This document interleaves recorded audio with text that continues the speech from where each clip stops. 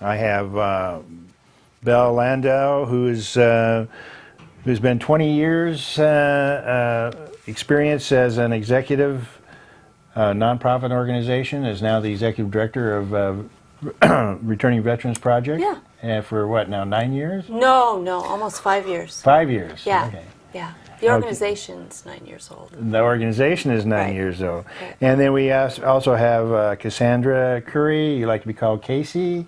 So Casey Curry. I like Casey. Casey was the name of my son who passed away a number of years ago. One of my favorite names. And you are a OEF vet, Operation Enduring Freedom, and now the representative, the outreach coordinator for Returning Veterans Project.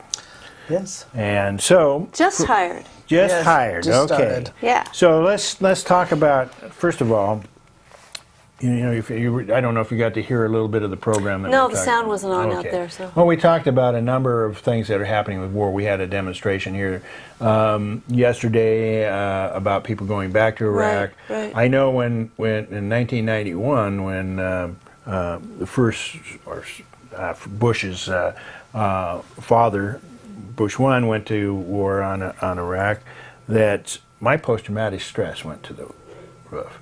And each time there has been an incident, it is constantly having to deal with this stuff. And I'd never applied for anything with the VA or even thought I had post-traumatic stress. I Right. was in denial for many years. Yeah. Always getting into trouble for one thing or another. Really? But I just couldn't figure out what figure out what it Kinda was. got in the way a what it little bit. was, yeah.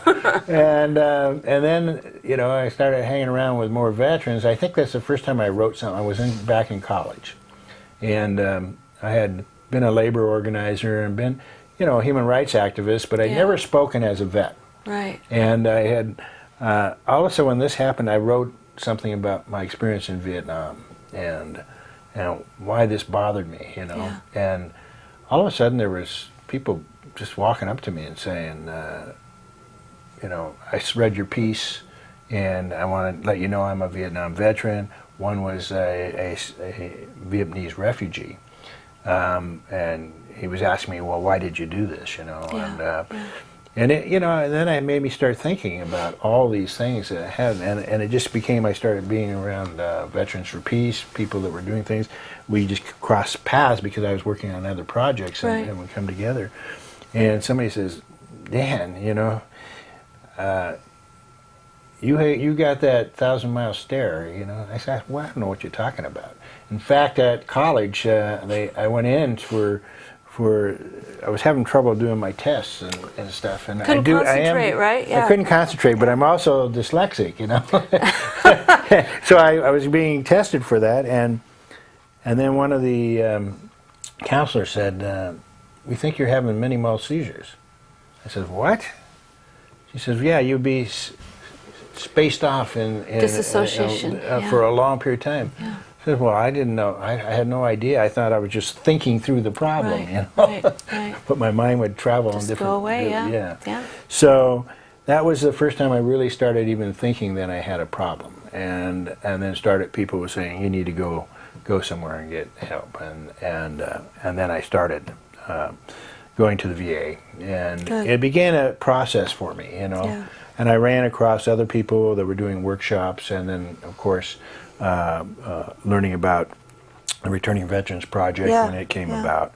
And it just seemed like so important. One of the things that happens is, and so I should ask you about why do veterans and families come to you rather than just go to the VA? The problem now is that we are almost totally full. We have 152 practitioners across the state, and we're almost full.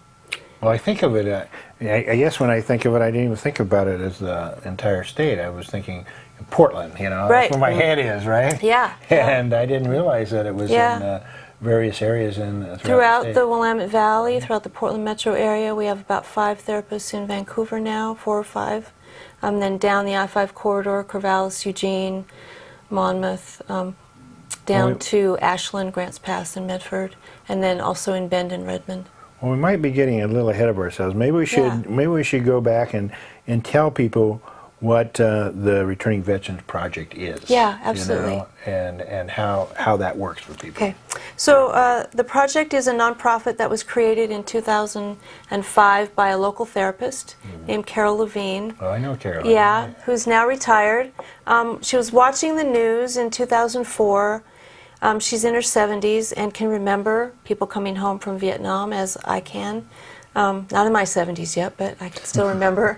And was seeing what was happening, and says that she was able to put herself in the mindset of having been in a war zone and then what it might be like to come home right after, and how challenging that would be. And she thought she wanted to do something. What can I do? All I know how to do is therapy. And her friends all said, do it. And so in 2 days she gathered 25 local therapists, and they put the organization together. And what we do is provide free confidential counseling, as well as massage, acupuncture, chiropractic, and naturopathic care for Iraq and Afghanistan war veterans that don't have to be in combat, but just somewhere in Iraq or Afghanistan, and their family members, their spouses, intimate partners, children, parents, sometimes siblings or grandparents who've also been impacted by their service. So we have 152 practitioners. Last year they delivered 3,800 hours of free services worth $450,000 to 394 vets and 160 family members. So they're amazing. We couldn't do this without those folks that give up one slot in their practice.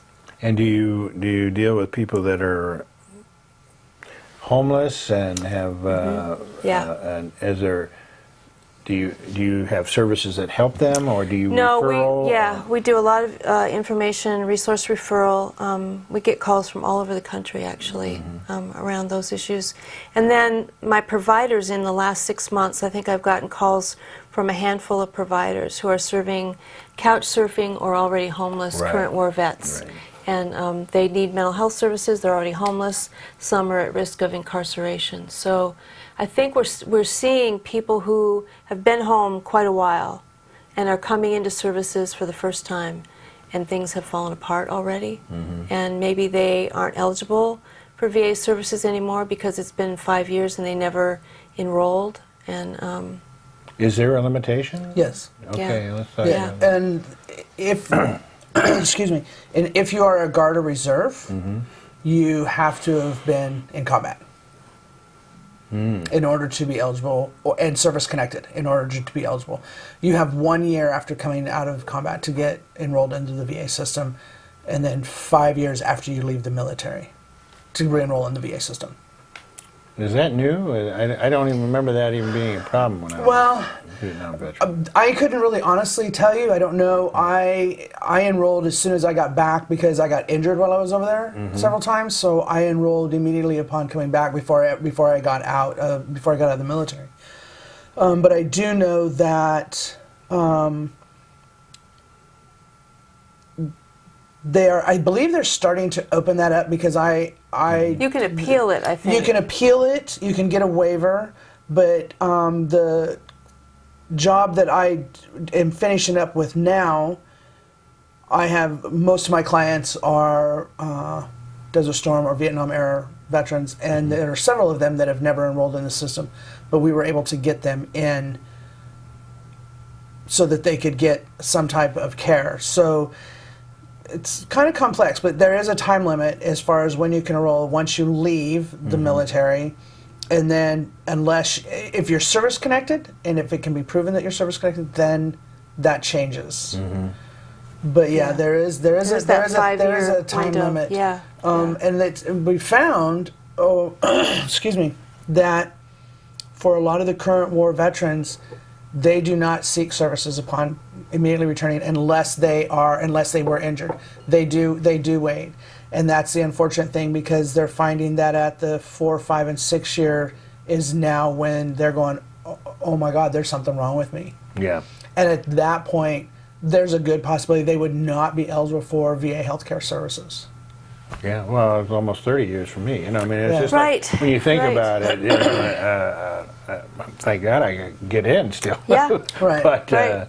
The people I know that work at the VA have told me that they just saw a rush of people when these wars started Yeah. from Vietnam era, you know. Yeah. Because like you, they just were fine and then, or, you know, we're making it through and then flashbacks and lots Yeah. of different things started happening for them. or I just never connected it. I know that, Right, right. that too, that I was very angry with the bureaucracy of the military. You know, I did go when I first came back once to them, and the bureaucracy was just appalling to me, and I felt I was treated very badly, and I was angry, and I didn't want to have anything to do. So anytime I'd even have to deal with paperwork, just psychologically, Yeah. I cannot put my hand on the paper. Yeah, I And think that's true for a lot of people. To file for it, I actually had to go to a VSO officer to help me, and they fill out everything for me as I talk to them, because I cannot do it. I will not look at it. Yeah. And I can sign it, and that's about it. Well, we should talk about them. They are of a big help. Almost every Yeah. county in Oregon has a VSO, a Veteran Service Officer, and they're great people to go to. It's Yeah. their job to help you get benefits. That's right. Well, what's Yeah. really nice about the VSOs is I believe they're all veterans. I believe you have to be a veteran I in order to think be a that's VSO. true. So, you know, some of them have been there, some of them haven't, but they still have that. They know that military language. That's They know right. there's that way of talking with somebody versus a non-veteran talking to a veteran That's when right. it comes to issues that they're having. So, yes, the VSOs are absolutely wonderful. Yeah. The VSO that I used was fabulous. And he's been doing it for many, many years. And he Yeah. was a Navy vet. Yeah, there are a number of veterans from foreign wars that are certified for Right, that. they do that too. VSWs, Yeah. American Legion, Yeah, Disabled absolutely. American Veterans. From Multnomah County. So you have various people that are out there, and Yeah. and so you refer people to them too. We do. We give our providers a packet of information that Oh, good. includes that information that they can copy and give to the vet that they serve. We also have everything up on our website at returningveterans.org on our links and resources pages. That's so. You want to repeat that again? returningveterans.org. Okay, yeah. Yeah. You need to find out information. That's the first place to check. Yeah, you know. absolutely. Absolutely. So, Casey, tell us a little bit about your time in the service, and when did you join? And Well, I went in February 1981. Went into the Oregon Army National Guard. I am a dependent of two veterans. My mom was a Navy vet. My dad was a World War II vet. Went in because I had kind of gotten in some trouble and wanted to stay out of trouble. Really wasn't sure if I wanted to like it or not, and ended up loving it. And I made a career out of it. And I retired in 2007. Did multiple jobs went in as a combat medic and came out as an ammunition specialist. what's an ammunition specialist? We issue and receive all the ammunition to the troops. So if you need bullets, you need ammunition for your weapons, you come see me. So, and I did that for the last 12 years I was in, and that was my love. I really liked doing that. And then you were injured in the service? I got my first injury was in 1991. We were doing sling load trading up at Fort Lewis, and I blew out my knee. And then was injured in Afghanistan going out the back of a truck. I hurt my back and my neck, and then I hurt my shoulder weightlifting. So, yeah, and then we came home. We went. We were the first large deployment out of the state of Oregon, and we took a little over 1,000. We took 1,200 troops with us to Afghanistan, and our mission was to train the Afghan National Army, do humanitarian and medical missions. And what kind of humanitarian? Oh, we did. This is cool. Yeah, the humanitarian missions we did were awesome. We took connexes and connexes of clothes, and then clothes were being sent to us all the time, clothes and shoes and book supplies. And we brought one 40-foot connex that was full of nothing but school supplies for the kids. And so we would go into the local villages. We were stationed at Camp Phoenix out of Kabul, Afghanistan. and we would go into the villages around, and we would hand out clothes and coats in the wintertime and shoes. And then when school was getting ready to start, we did a big school drive. We handed out backpacks full of school supplies, books. We helped rebuild several hospitals and several schools. We went into some of the really far out villages and helped drill water. So these people had fresh water for the first time. Heart surgery. Talk about that. That was cool. The medics and some of the doctors that we worked with got a group of, they worked with another organization here in Oregon, and I'm really sorry, I don't remember the name Mercy of that Corps? organ. No, I don't think it was Mercy Corps. They got 25 doctors to volunteer their time to come over and spend 30 days. And they were there to do nothing but do heart surgeries and heart care on children. Wow. And so when we were doing the medical missions, we would look for children who, that was one of the things we would watch for as we were treating them, was to watch for any children that had heart conditions. And then they would go to what was called the Cure Hospital there in Kabul, which is the big major hospital there. And they came in, I think it was sometime around April or May of 2007, and performed multiple surgeries on young kids that had heart conditions, and that was really cool to help screen the kids for that. And then we were allowed to adopt people. Like when we'd go out on medical missions, and if we saw a kid or adult or something that we thought needed some extra care, we were allowed to adopt. And I had the honor and the pleasure of adopting a young woman and her brother who, in the first invasion, when we first went to Afghanistan, were caught in one of the bombings, and they both had over 60% third-degree burns throughout their body. What year was that? 2001. 2001. And her brother was at that point unable to work because the country is so poor that they really don't have proper medical care there. Well, the scar tissue from his burns were starting to atrophy, and they were pulling his arms up and pulling his feet up where he couldn't hardly walk. And the young lady, her biggest issue is that her chest was burnt, and she lost a lot of her breasts. And so I put in my application to adopt them, and actually got them in, so they got surgeries done on their scars so that their feet and their arms would have movements, and we got her breasts redone and got prosthetics for her. Oh, that's amazing. Yeah. I haven't heard these kinds of stories. I know, I hadn't either, which I think is really cool. Which is important, that, and this is one of the things that, I mean, there's a sadness to the idea that we go to a country and bomb and kill, and at the same time, when we could be doing more of this kind of work, which I know that in the whole concept of the idea of winning the hearts and minds, these are the kinds of things that wins the hearts and minds of people. And if we were going with those kinds of missions, I think would be so much better, for all of us and for our post-traumatic stress. Right. Yeah, I was really fortunate to be able to be a part of those medical missions and those humanitarian missions.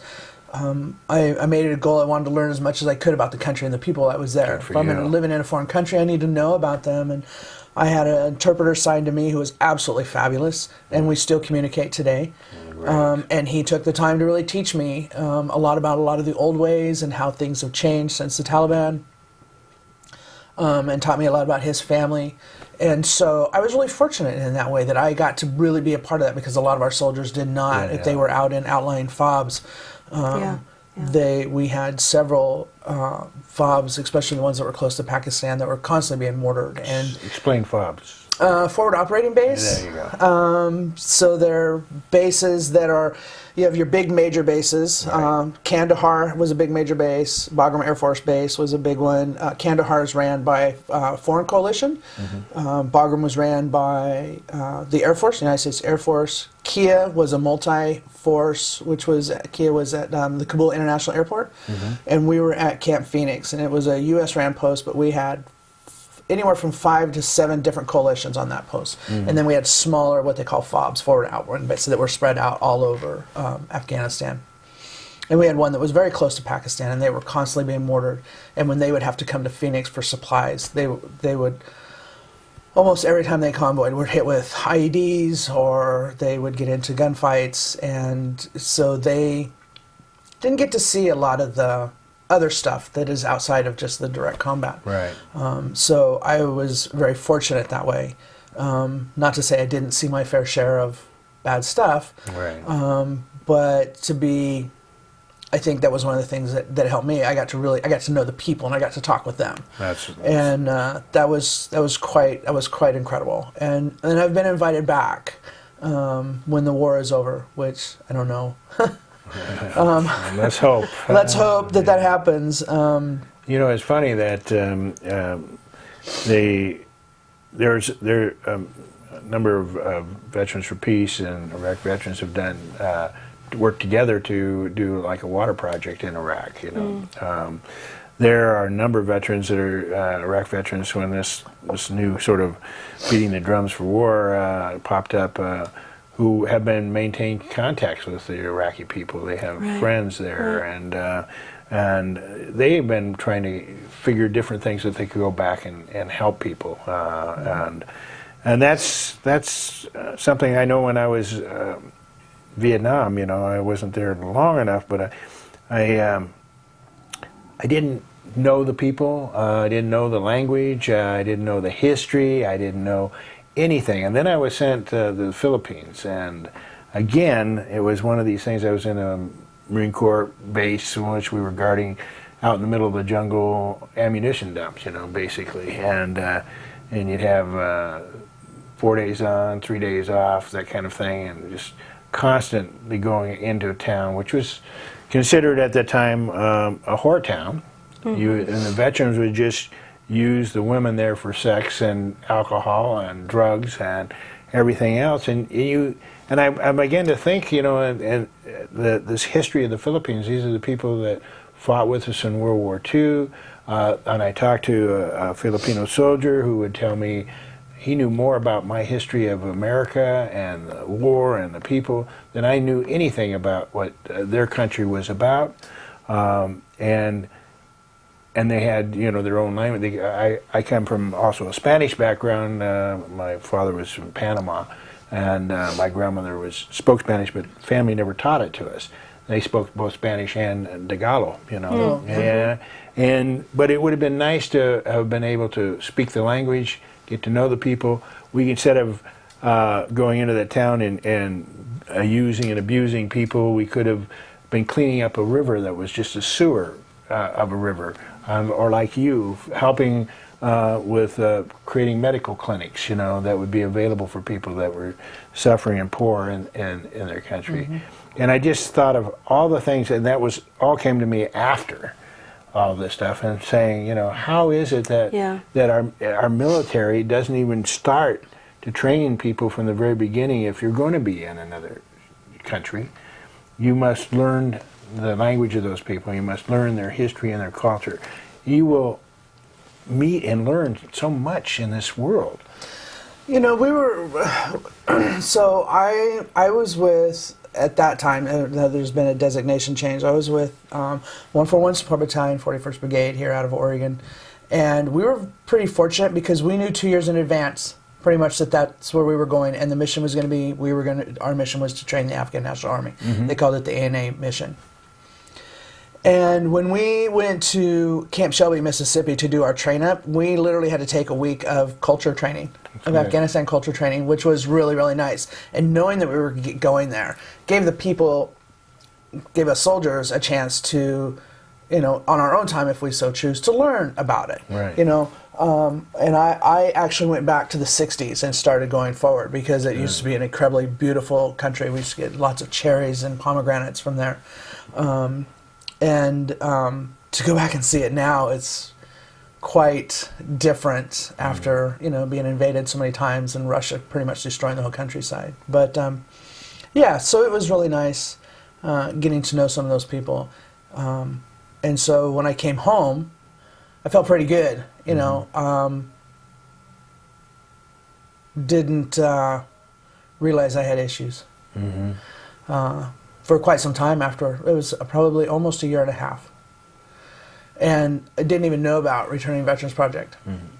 and started seeking help. And it took a while. We were talking about getting into the VA system. Right. It took a while. They ask certain questions when you contact the VA. There's a list of questions that they have to ask you when you're looking for mental health. And I learned that there is a waiting list unless you are considering harming yourself or somebody else. And so there are little... So if you answer yes to those... If you answer yes, you get to see a mental health practitioner go to the front of the within class. 72 hours. So yes, you are moved to the front of the line. And I did not know that after I'd been denied several times until a friend of mine said, "This is you need to say yes." And so I called and they said, "Are you going to harm somebody?" And I said, "No." And they said, "Are you going to harm yourself?" And I said, "I might if you don't let me see somebody now." Right. So, so I did. Then couldn't get a job. Yeah. Couldn't get a job. 26 years in the military, I had a lot of logistics experience. And that was pretty disheartening. And I think that was part of my trigger also. So I was told that I couldn't get a job because I didn't have that piece of paper that said I had a degree. So I finally gave in and I went back to school.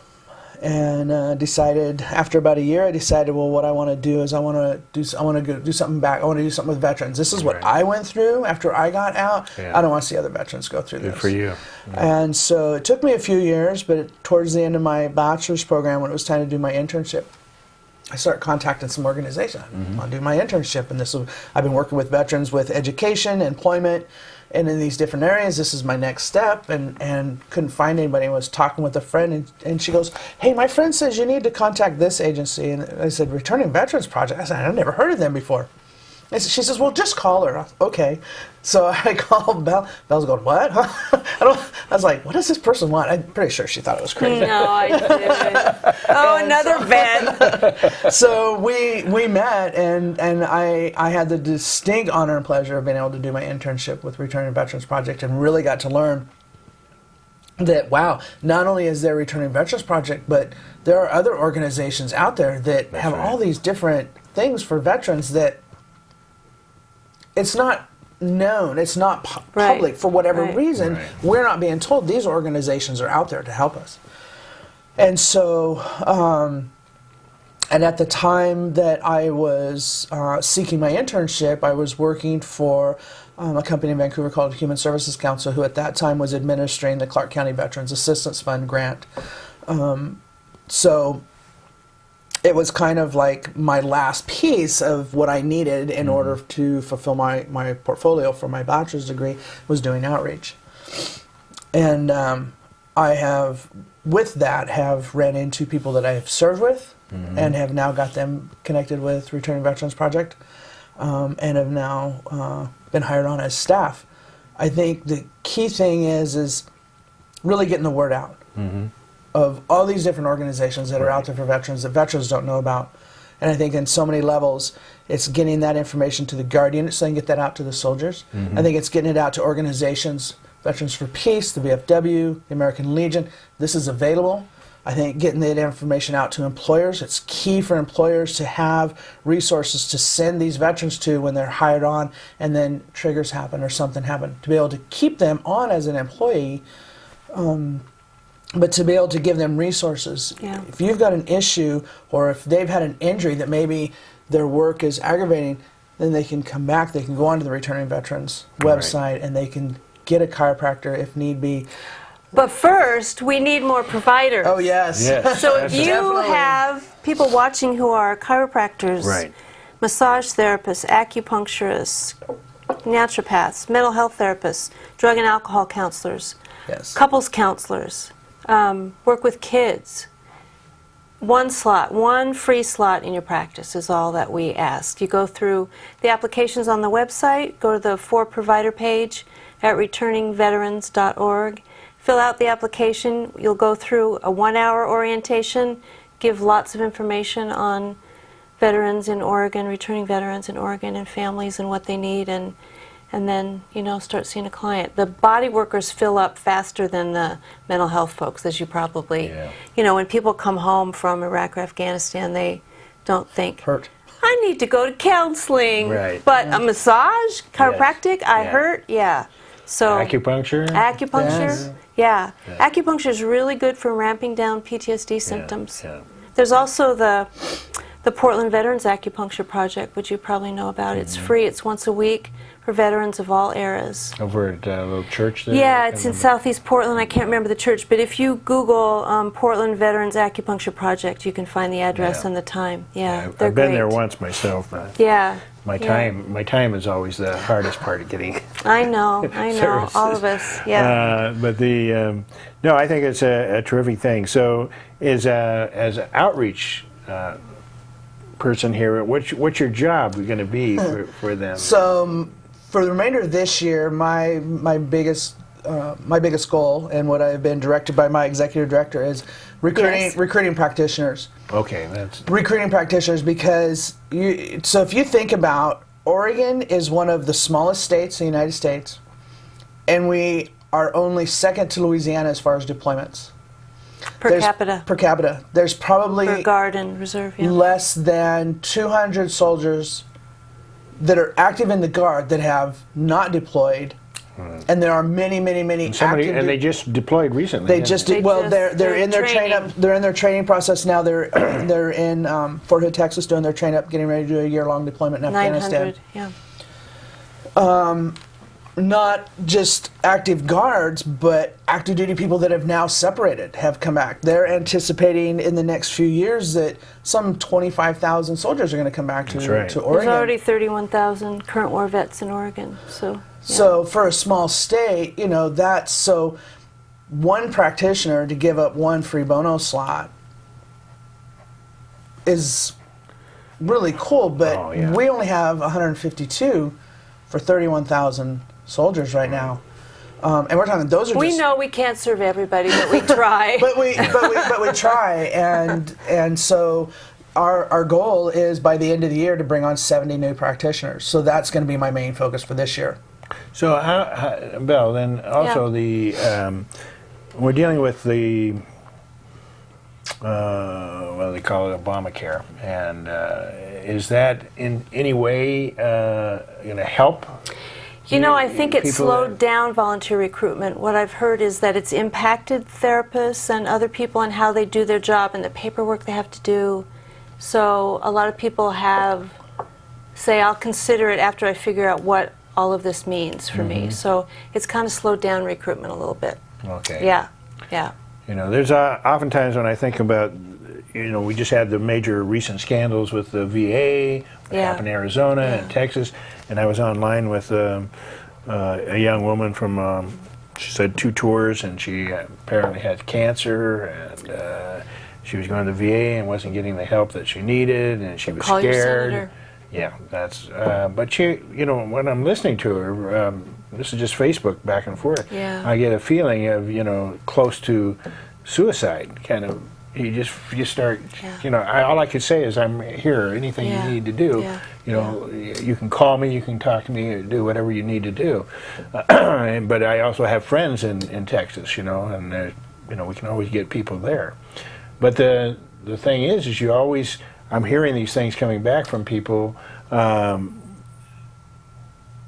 so disturbed by the scandals that are going on, and yet when I think about the administration, the funding that goes to the VA is not enough to cover the cost of all these people. They put trillions of dollars in going to war. They do not and they have did enough nothing providers. in the back providing for people that are coming out. No.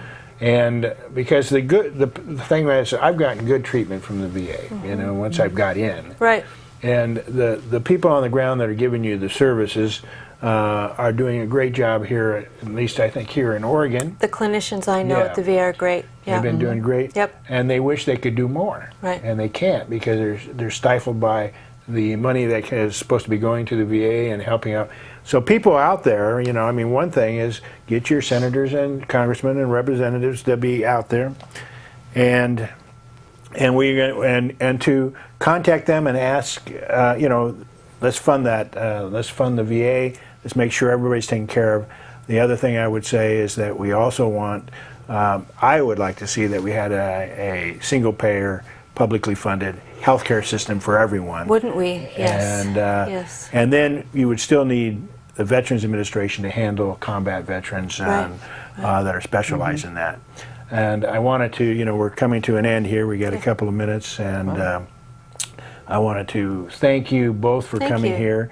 And is there any last words that you would like to? If you want to make a donation, we would love that. We're doing, the guy that founded Craigslist has a Veterans Charity Challenge the last 2 years online, and we're one of about 100 and some nationally veterans charities. We were in 4th place last time I looked, so you can go to our website. There's a button on the home page, make a donation of $10 or more, and it would really, it'll help us find providers, help pay for Casey's position. And also the Red Lion on the Columbia River is really generous. They are hosting 25 current war veterans and their families on the 4th of July. So if you can do fireworks, if you're a combat vet, That's hard, isn't it? that's hard for a lot. But if you can do it, there are still a few slots open. Contact the Returning Veterans Project and we'll get you connected. They'll have free food, activities for kids on the 4th of July, and you can watch the Vancouver fireworks show. There's one point I think that we forgot to mention is that we also provide a lot of trainings throughout the year. Yep. Yes, We've I'm done a gonna lot ask of that. trainings, TBI, PTSD, suicide prevention trainings, and when providers